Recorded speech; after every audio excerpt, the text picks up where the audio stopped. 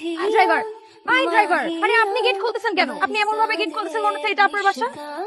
আরে আসসালামু আলাইকুম আন্টি, আমি মায়া। আন্টি জানেন না রাস্তায় যে আসতে কত অসুবিধা হয়েছে।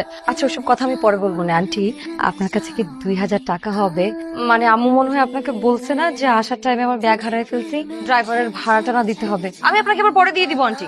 হয়েছে, এত কিছু বলতে হবে না, আমি নিয়ে আসতেছি। এই ড্রাইভার, এই ড্রাইভার, সমস্যা কি? সুর করে বাড়ির ভেতরে ঢুকতেছেন কেন? এটা কি আপনার বাড়ি? ঢাকা শহরের বড় বড় দালান কোঠা থেকে ঢুকে পড়তে ইচ্ছা করে তাই না? যান আমার লাগেজ গিয়ে নামান, যান। এক্সকিউজ মি, এটা আমার বাড়ি। আমি সুরসুর করে যাব না গুড়গুড় করে বের হব, এটা আমার ব্যক্তিগত ব্যাপার। ও আমারই ছেলে। আন্টি একটা ড্রাইভার, ড্রাইভার আপনার ছেলে? মা, ও ড্রাইভার না, ও আমার ছেলে, ওরই বাড়ি। ও কিন্তু কোনো কিন্তু না। আচ্ছা আমি লাগেজটা নিয়ে আসি। হ্যাঁ আপনি যান। ড্রাইভারের বাসা? আচ্ছা মা, তুমি ঢাকায় কেন আসলে হঠাৎ করে? আন্টি আপনি তো জানেন বাবা মারা যাওয়ার পর মা আমাকে অনেক কষ্ট করে পড়াশোনা করিয়েছে, সেজন্য ভাবলাম ঢাকায় একটা চাকরি নেই, তো একটা মাল্টি ন্যাশনাল কোম্পানিতে আমার জব হয়েছে। বলো কি, এত কম বয়সে চাকরি? মা আমাকে এত সাপোর্ট করেছে, এখন তো আমার টাইম মাকে সাপোর্ট করে। তো আমি যে মাল্টি ন্যাশনাল কোম্পানিতে ইন্টার্নি করতাম না, সেখানেই আমার জব হয়েছে। ভাবলাম যে জবটা জয়েন করে মাকে ঢাকায় নিয়ে আসবো। Good, very good. বাবা মার সুসন্তান কাকে বলে দেখো তো। মামনি, কোম্পানি তোমাকে স্যালারি কত দেবে বলেছেন? অফিসের কোনো অ্যাসিস্ট্যান্ট হবে 10-12 হাজার টাকা স্যালারি। আঙ্কেল, যে কোম্পানিতে আমার জব হয়েছে সেখানে আমি এইচআর হিসেবে জয়েন করেছি এবং আমার স্টার্টিং স্যালারি হচ্ছে 80,000।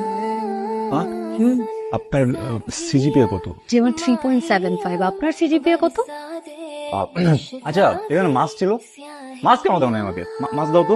দেখো দেখো, আমার অপদত্তটাকে দেখো। কয়েক বছর হলো পড়াশোনা শেষ করে বাবার ঘাড়ে বসে বসে খাচ্ছেন, এখন পর্যন্ত একটা জব জোগাড় করতে পারো। থামো তো, ছেলেটা খাচ্ছে, কেন এত কথা বলতে হয়? তুমি চুপ করো, তুমি একটাও কথা বলবে না। তোমার লাইফ পেয়ে ছেলেটার আজকে অধপতনে গেছে। মামনি, তোমার অন্য কোথাও থাকার দরকার নেই, ঠিক আছে? তুমি আজকে থেকে আমাদের বাড়িতেই থাকবে এবং এই বাড়িটাকে তুমি তোমার নিজের বাড়ি বলেই মনে করবে, ঠিক আছে? এই শুভ, শুভ শুনছিস? আজকে থেকে তুই গেস্ট রুমে থাকবি, আর এই মায়ের যে জিনিসপত্রগুলো আছে ওগুলো তোর রুমে শিফট করে দে। আপনারা অনেকে জানেন গত 10-15 দিন আগেও আমার পেজে শুধুমাত্র 2500 ফলোয়ার ছিল।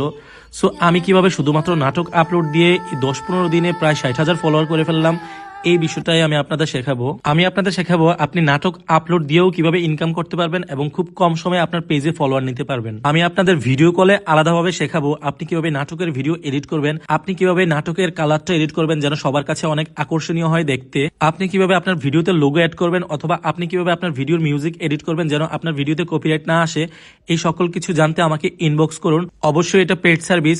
আমি যখন আপনাদেরকে সময় দেব আপনাদেরও উচিত আমার সেই সময়ের মূল্য দেয়া। ধন্যবাদ।